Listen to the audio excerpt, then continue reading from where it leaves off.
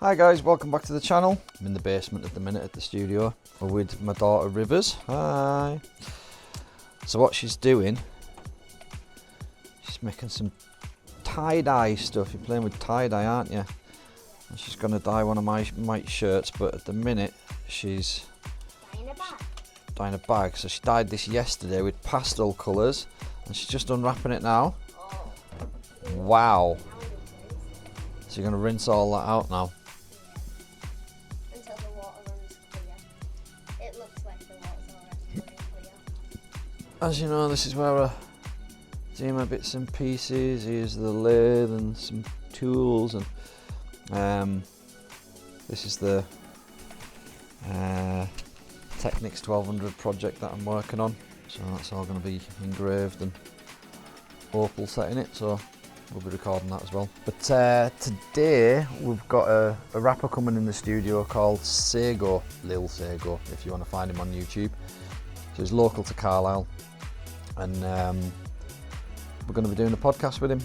So that's the main thing what we're doing today. But I just thought I'd show you what Rivers is up to in the basement, making her tie-dye stuff. So she can make a mess down here all she wants, you see. Yeah, so and she will. So that's what we're doing today. So I'll head upstairs now and we'll show you what we're doing in the recording studio.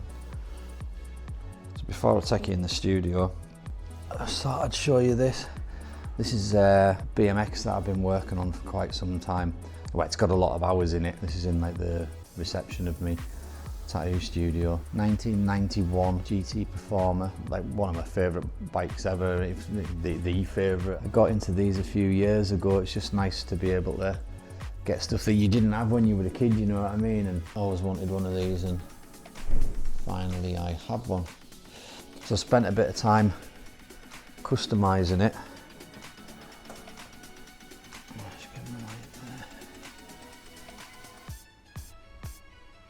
See all the engraving that I've done on it.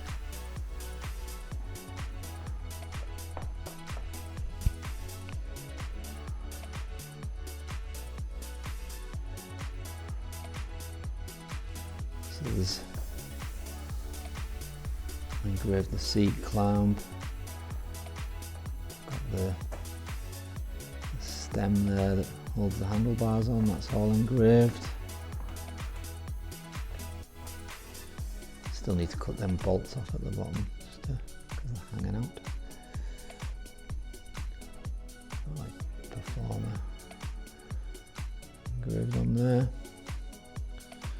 And the brake levers, they're all done as well. So yeah, I love this thing. I've got lots of pride and joys, but that's certainly one of them. I'll show you this as well. This is a table, coffee table, that's been made out of an Ultima GTR wheel and a gearbox. These wheels are really rare. They're off of a very rare car. Yeah, I got a set of them and didn't have anything to put them on, but you know, it was nice to have some Ultima GTR parts, so I decided to make some tables with them.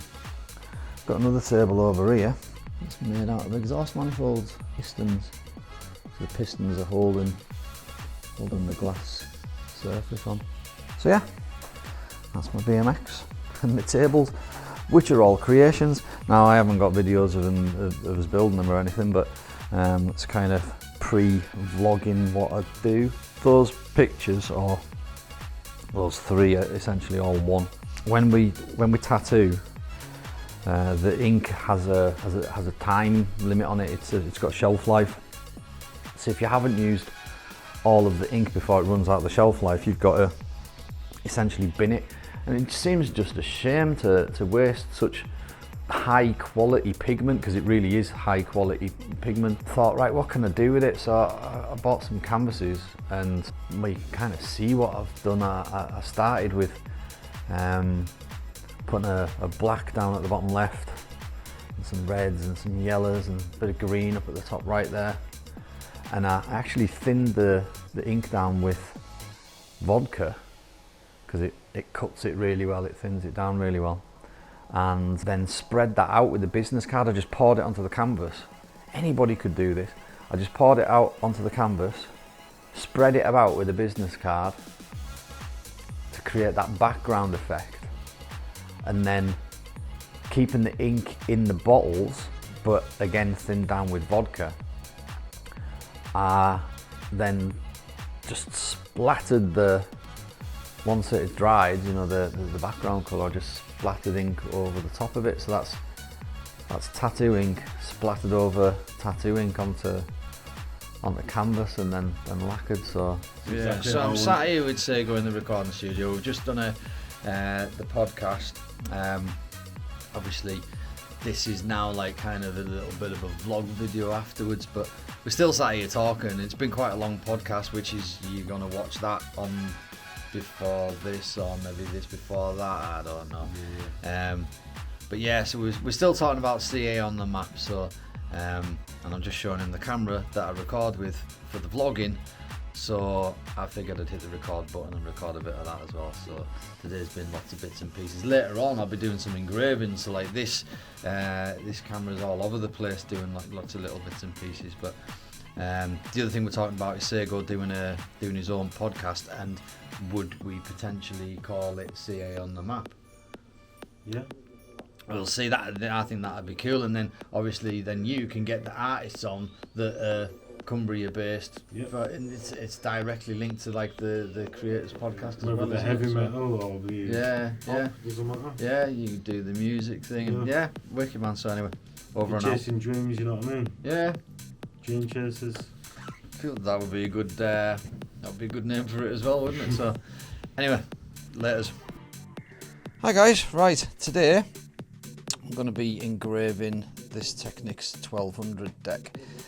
Now then, there's two of these to do. This is the first one. This is the first time I've ever engraved a Technics turntable. In fact, this is possibly the biggest thing that I've ever engraved. It's so big that instead of having my little vise on the workbench, I've had to move. And I was wondering how I was going to get like such a big thing in the vise, and I ended up just using a seat and took the back off it. It's like a normal spinny office chair, so it works out really well. So as you can see, I've got drawn on there. I might have actually done a video of that, I'm not too sure. I forget because I'm bouncing from one thing to the other. But so this is like, I don't know whether you can see that, but I draw on in the yellow. You've seen us doing the engraving before, drawing in a lighter colour and then darken it down and darken it down. And I've got the main structure of the outline now to engrave. So as you can see, the edge has been took out of this platter, the dots, and we've got a 4mm deep channel now. So that's going to give us loads of room to inlay the opal all the way around there. But I don't want to do the opal until I've at least done, you know, done the engraving on the platter. There's some other bits and pieces to consider. I'm debating on whether to inlay some metal, some aluminium into this gap here, so it says Technics, and when you line it up, it hasn't got a break in the writing. Also thinking about doing the same thing on my back logo there. That's my logo that I put on a lot of my stuff, and it's going to be on both of these decks. All that said, I could move that logo to there, couldn't I? And I wouldn't have to do that inlay there. But then, you know, like just because, you know, I think that'd be cool. Not 100% on it yet. I'm probably going to do it. It's rare that I say that I'm going to do something and I don't. So yeah, it's probably going to happen. So anyway, I'm engraving this today. I'm going to start on the platter, because if I get distracted and start on something else, I'd like to get like the first cut, like the first lines on all of this, and then focus on the platter. That's my plan, because I want to get that done first, because I really want to inlay some opal into it, just to kind of keep my... I don't want to move from this one to the other deck, do the engraving, then do all the opal all at the same time. I want to do one to completion so I can see the finished product, and so that you can see it as well, and that'll like spur us on to do the next one. Because if you're hacking away at such a big job and you don't really get to see the end reward, I think it unmotivates you a bit, you know. So So that's what we're doing today. Ultimately the plan is to gold plate it. Obviously you can see the difference in colour there.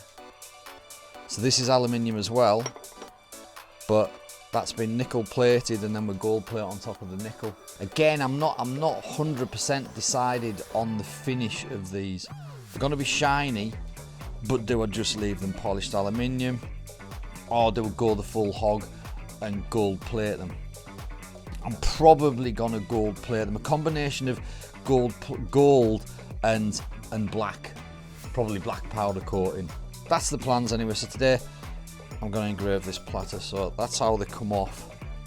Well, it's not how they come off. It's just that's totally not how they come off, because normally they're mounted to a spindle on that centre. But this is great.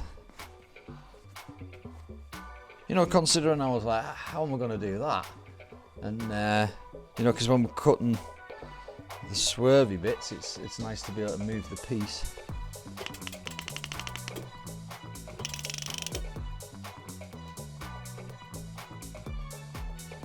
As far as I can get you, and that was jerky as well. Cuba's been telling us, stop moving the camera with your hand, because it's like a little gimbal thing.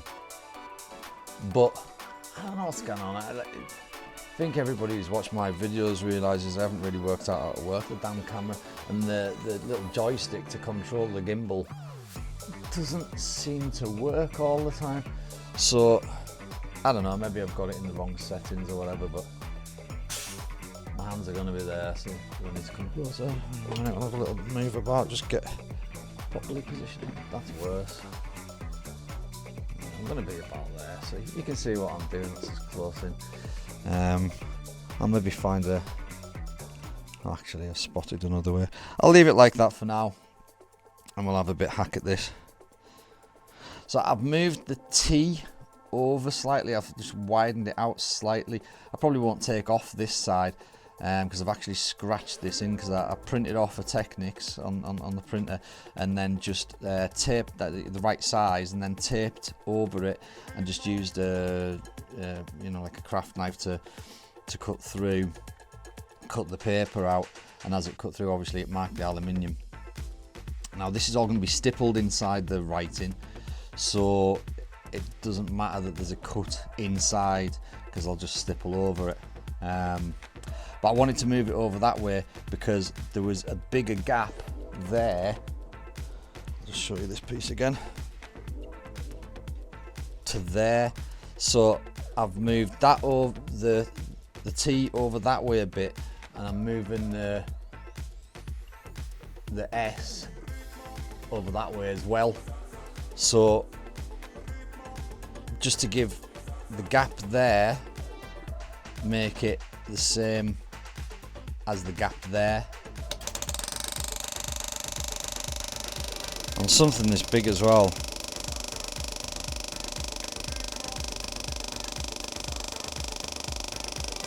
I feel like I need more power straight off, because that's a huge line.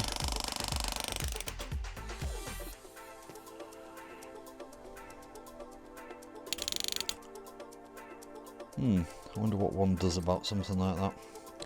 Right, I'm just going to go around and do all of those lines.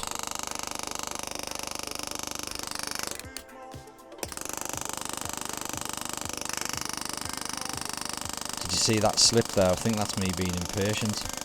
I'm already like, shit man, this is slow. This is going to take forever. I'm used to you know, engraving the killer bees, which are a lot smaller.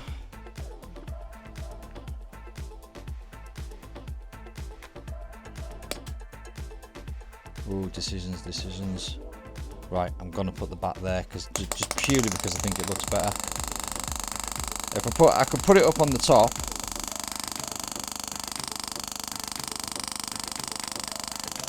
Right, I need to get to the end of this. Before I get to the end of this line, I'm gonna have to stop and think about it.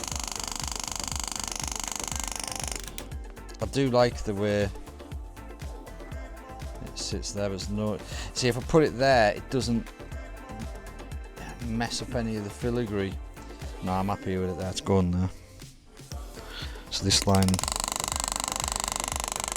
because of that, stops there. Well, the ability to rotate the piece like I am is certainly interesting.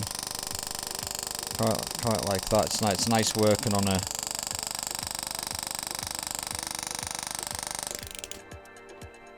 Well, we're all the way around now. We're back to the first one. So there's a cut next to it. So I'm just going to keep on cutting the same direction from left to right and just doing these straight lines. Now, one thing I've noticed about this metal, it's definitely harder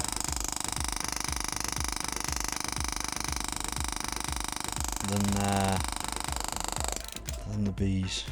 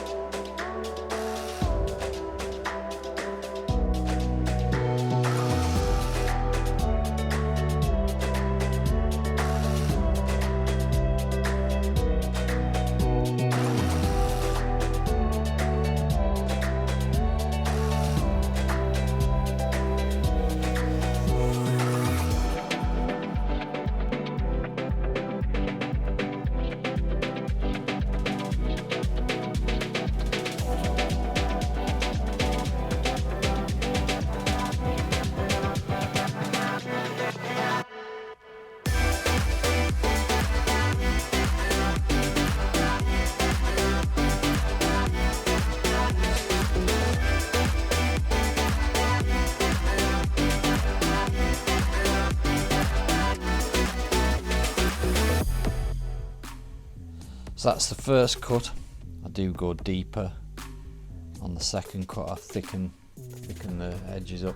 So I do the first cut and then I do the stippling. As you can see, the Technics is all solid, and in between these pieces here I've like shaded up to the Technics logo. So next step is putting all the detail lines in, like cut back lines, center lines on these. Quite a bit of detail. It's all lining now, like everything on it is all lining now. Some of it's like kind of cross hatching, so you cut on these here, I'll go around that way and then I'll come across that way. I'll thicken up the lines around the Technics and, like I say, put the centre lines in and any more detailed lines, and then around the outside edge I'll what I call like power line, and I'll do the second cut where I'm kind of got the graver rolled out. Instead of it being vertical like that, I roll it over on its side so that I get like a much wider cut. Not everywhere, but in some places, just to give it a bit extra character. Some places I might actually like double cut it as well, like put another cut beside the cut. I'm thinking about doing that around the Technics, actually do like a full another cut around, or possibly even within, either on the outside or on the inside, but either way, like have a double cut just to exaggerate the shape of it around the back as well. So I have done this bit, committed to that, so that means that I now need to make a piece of aluminium to fit into there. I'm potentially going to have to like solder it in there. That's probably going to be the case, so which I'll have to take the rubber off the back so that it doesn't burn the rubber. And the same again on the C here. I've missed a little bit there, I'll do them. And then that'll be stippled as well, so the stippling will actually hide the joint where the metal is inlaid into that, so that would be the next sort of section. Get them bits of inlay after I've done all this. Make some bits of aluminium for the inlay into there. Obviously shaped up following the shape of what the C would be, and the tip of the bat. Solder it into place and then stipple over the edges, and that'll totally cover up the join. And then once we've got all the detail stuff, the second cut done, these sections in, a little bit of stippling finished off there, then we'll be ready to paint this channel. I'll do it with aluminium etch paint first, like etch primer. That's like an acid primer that bites into the metal. It's not just a primer that sits on top of the metal, it actually bites into the metal. That gives a really good base coat for then the black to go in, and then it'll be black all the way around here. Obviously I'll mask all this off. This will be black. And then actually I need to work that. I need to make a decision on that as well. I need to work that one out. It's not just a case of making a decision, it's because this needs nickel plated, and I'm messing on with resin and paint on the same piece. I'm probably gonna have to take that bit of rubber off anyway to do the nickel, and then obviously the gold plating. I need to work out which way around to do that, because the nickel and the chemicals that it goes into to do the nickel could very easily melt the resin or damage the paint, or might have to do the gold plating first. I'm almost certain I will actually, because do the nickel first. Once I've got those in, I think that's what's going to be the case. Finish off the engraving, put the inlay in, and then it's going to have to go for nickel. Then put the resin, then put the opal in, then gold plate it. It's still tricky this, it's not totally straightforward, because even then putting the resin in, I'm going to have to find out whether the nickel process is going to damage the resin. So yeah, anyway, that's let's call that part one of starting to engrave the decks. So this chair's worked out really well as well. Don't think I could scratch with it, but then I can't scratch anyway, so. Right, that's me. I'm knackered. It's late. It's really late. I don't know how long that's took, but it seems to have took forever. My back's absolutely killing us. I've got a headache. My hands are aching. My forearms are aching. And yeah, I've definitely had enough for today. So thanks for watching. We'll catch you next time. I think it'll probably be, like I say, I want to get these platters done and work out what's going to happen before we start on the main chassis of the turntable. And then once we've got this one done, there's another one to do. So, but got to keep on keeping on. Don't give up, and we'll get there in the end. So thanks for watching. Bye. We'll see you next time.